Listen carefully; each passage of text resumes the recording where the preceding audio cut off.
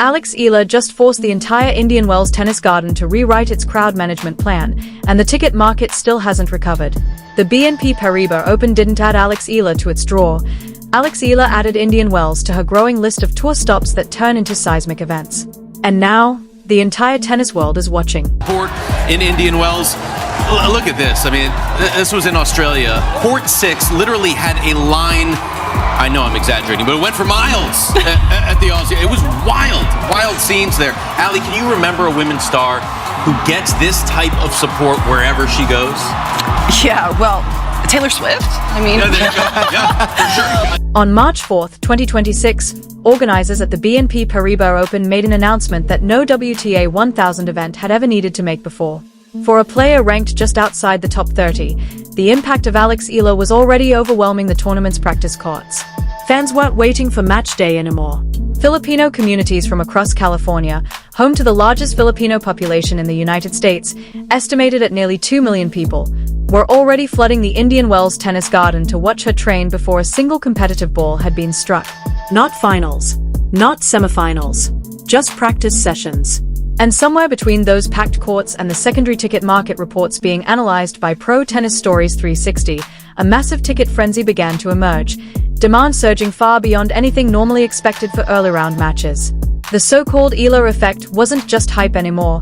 It was a measurable phenomenon reshaping the atmosphere of one of tennis's biggest tournaments. One question suddenly became impossible to ignore.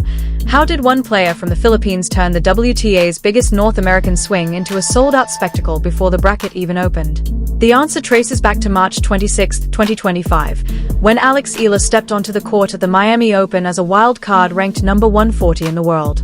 Across the net stood world number 2 Iga Swiatek, the most dominant force in women's tennis at the time. What followed wasn't a typical upset, it was a systematic dismantling. Eala's left-handed serve, hovering around 90 miles per hour on first attempts and 75 on seconds, carved angles that pushed Swiatek into 32 unforced errors, while Eala committed only 12. On break points, she was clinical, converting 8 of 10, an extraordinary 80% clip.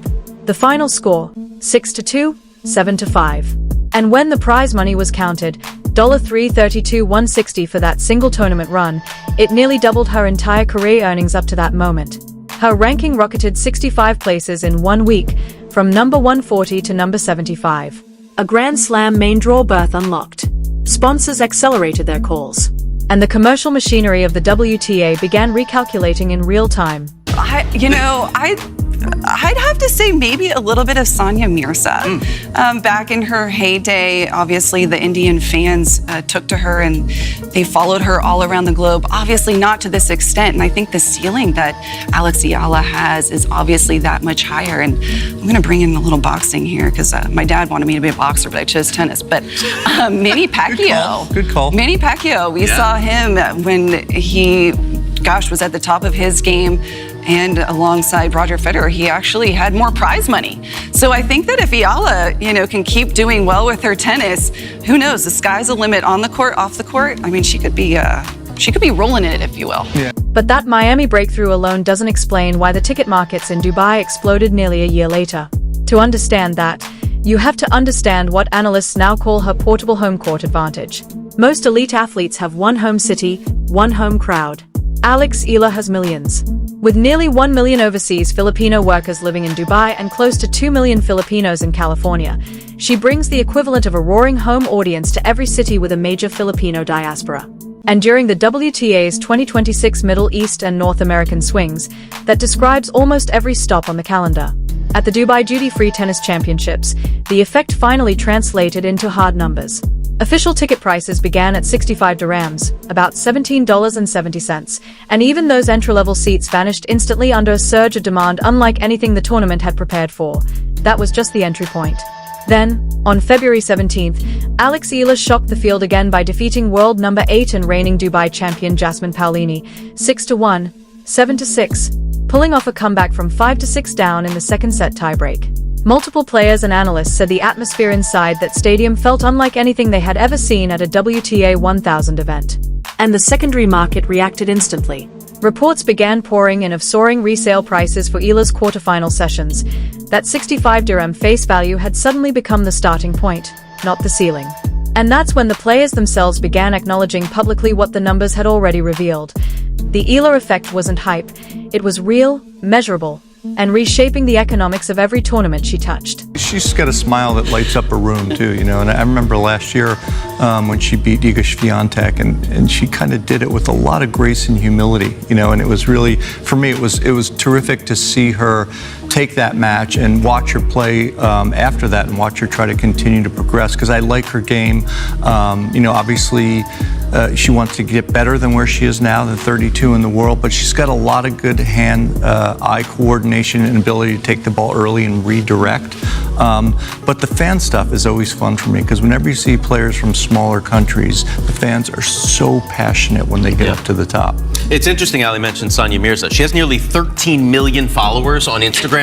That's 5 million more than Carlos Alcaraz, and nearly as many as Alcaraz and Sabalenka combined.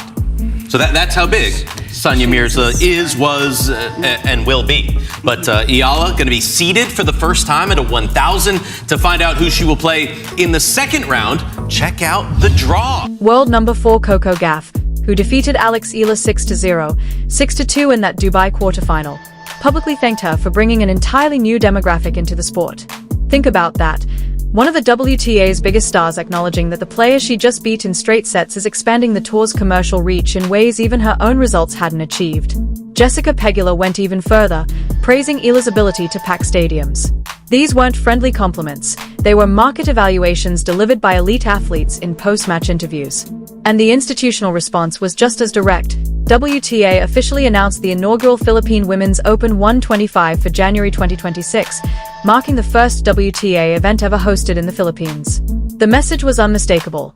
The Eala effect had become an economic and cultural force the tour could no longer ignore. The Eala effect produced historic change in less than a year from her Miami breakthrough, and the numbers reveal what mainstream coverage keeps missing.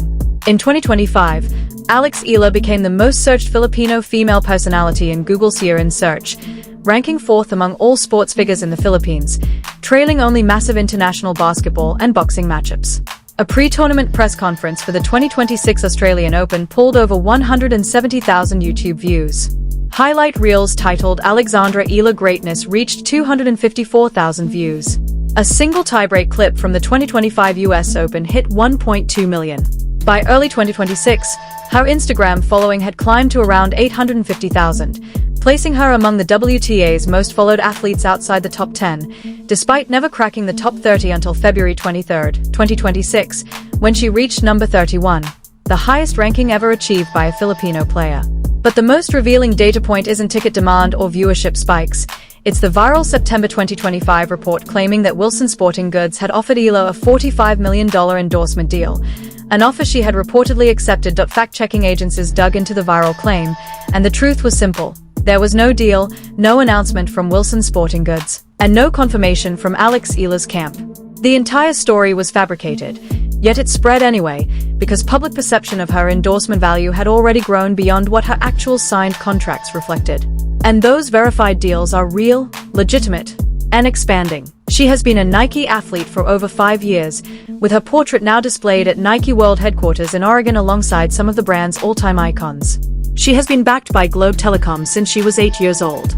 She is sponsored by Babolat and partnered with Bank of the Philippine Islands, as well as the beverage brand Locally Juice. That's a strong and steadily growing portfolio. But the $45 million hoax reveals something the confirmed data alone cannot. The gap between Eala's current endorsement deals and what a massive global audience believes her commercial ceiling should be is so large that a completely fabricated mega-contract felt believable to millions. That wasn't misinformation, that was the market screaming a valuation signal. As of March 3, 2026, Alex Eala entered the BNP Paribas Open as the 31st seed, earning a first-round bye, and with $291,992 already banked in 2026 prize money, analysts now project she's pacing toward the best financial year of her career, potentially crossing $1 million in earnings if she stays inside the top 35 through the Grand Slam window. Broadcast analysts are likewise forecasting a shakeup in WTA media valuations across the Philippines and the Middle East, driven directly by the enormous viewership tied to her matches and the secondary market shock where resale prices have skyrocketed far beyond official ticket values. At the Indian Wells Tennis Garden, experts have already highlighted a possible third-round showdown with Coco Gauff, a matchup that triggered a ticket surge in Dubai. Which raises the question nobody in professional tennis has dared to answer out loud. If the Eala effect is already reshaping resale markets, broadcast valuations, and WTA strategy, what happens when Alex Eala reaches a Grand Slam final? The sport may not be ready for that answer.